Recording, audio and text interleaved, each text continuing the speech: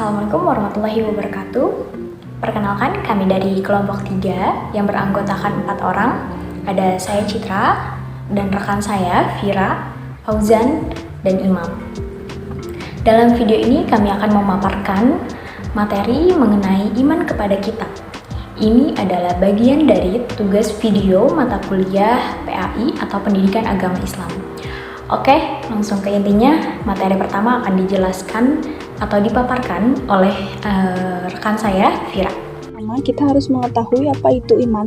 Menurut bahasa, iman adalah percaya atau membenarkan. Menurut istilah, iman adalah kepercayaan yang diyakini kebenarannya, diucapkan dalam lisan dan diamalkan dengan perbuatan. Jadi, iman kepada kitab-kitab Allah ini adalah kita percaya dan meyakini bahwa Allah telah menurunkan kitab-kitab kepada umatnya sebagai pedoman hidup. Hukum beriman kepada kitab-kitab Allah ini bersifat fardu ain atau wajib bagi setiap orang yang beragama Islam. Jika setiap orang muslim tidak mempercayainya, maka mereka adalah murtad. Mengimani kitab Allah berarti kita harus mempercayai dan mengamalkan segala sesuatu yang terkandung di dalam kitab tersebut. Iman kepada Allah Subhanahu wa Ta'ala merupakan salah satu landasan agama kita. Allah berfirman pada Quran surat Al-Baqarah ayat 171 yang artinya, bukanlah menghadapkan wajahmu ke arah timur dan barat itu suatu kebajikan. Akan tetapi, sesungguhnya kebajikan itu adalah beriman dengan Allah Subhanahu wa Ta'ala, hari kemudian, malaikat-malaikat, kitab-kitab, dan para nabi. Selanjutnya, di sini saya akan membahas kitab-kitab yang Allah turunkan dan Rasul penerimanya. Yang pertama adalah Taurat. Taurat adalah kitab yang diturunkan kepada Nabi Musa alaihissalam sebagai pedoman hidup kepada kaum Bani Israel. Artinya, firman Allah Subhanahu wa Ta'ala artinya, dan kami memberikan kepada Nabi Musa kitab Taurat dan kami jadikan kitab itu sebagai petunjuk bagi Bani Israel dengan firman, janganlah kamu mengambil penolong selain aku. Quran surat Al-Isra ayat 2. Adapun isi pokok kitab Taurat adalah yang pertama, jangan ada padamu Tuhan lain di hadiratku. Yang kedua, jangan membuat patung ukuran dan jangan pula menyembah patung karena aku adalah Tuhanmu, Tuhan Allahmu. Yang ketiga, jangan menyebut Tuhan Allahmu dengan sia-sia. Yang keempat, ingatlah akan hari Sabat Sabtu supaya kamu sucikan dia. Yang kelima, berilah hormat kepada bapak ibumu. Yang keenam, jangan membunuh sesama manusia.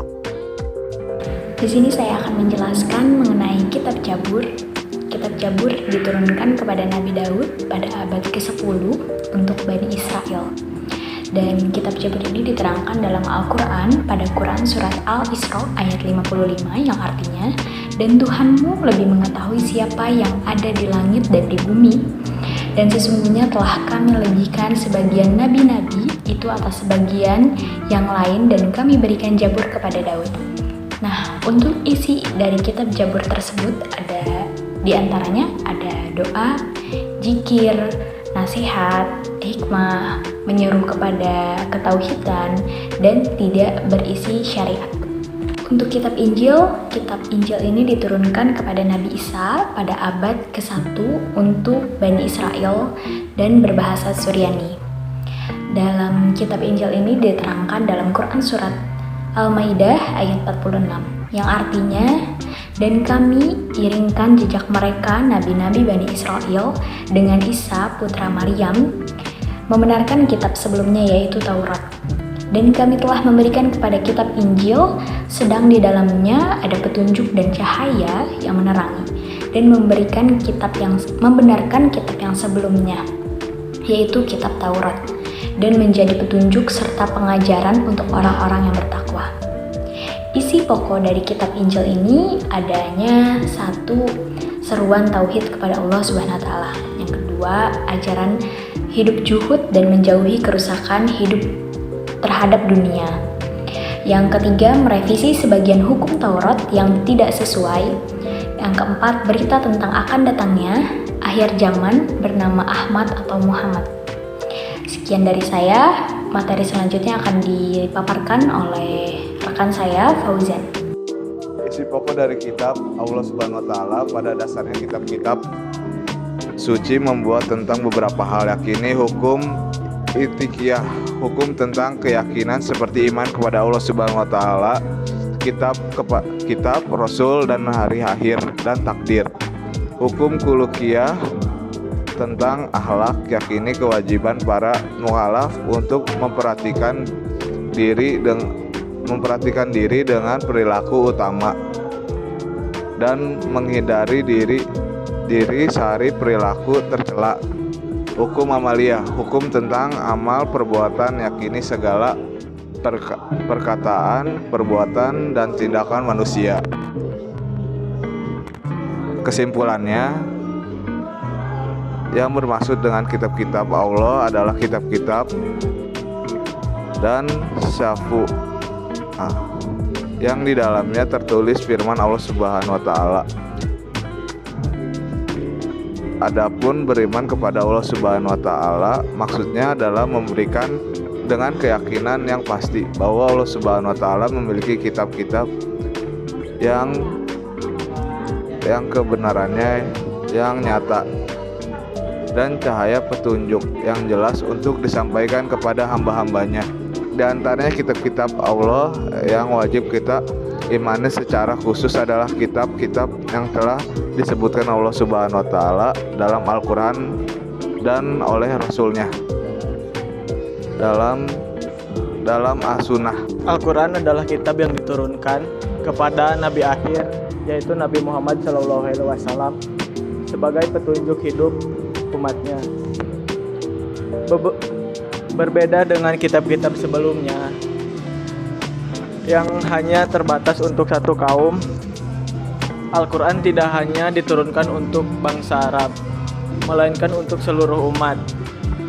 Firman Allah Subhanahu wa taala yang artinya, sesungguhnya kami menurunkan berupa Al-Quran dengan berbahasa Arab agar kamu memahaminya.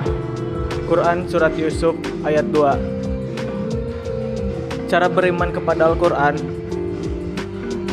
yang pertama, yakni meyakini bahwa Al-Quran itu benar-benar wahyu Allah, bukan karangan Nabi Muhammad SAW. Meyakini bahwa isi Al-Quran itu benar-benar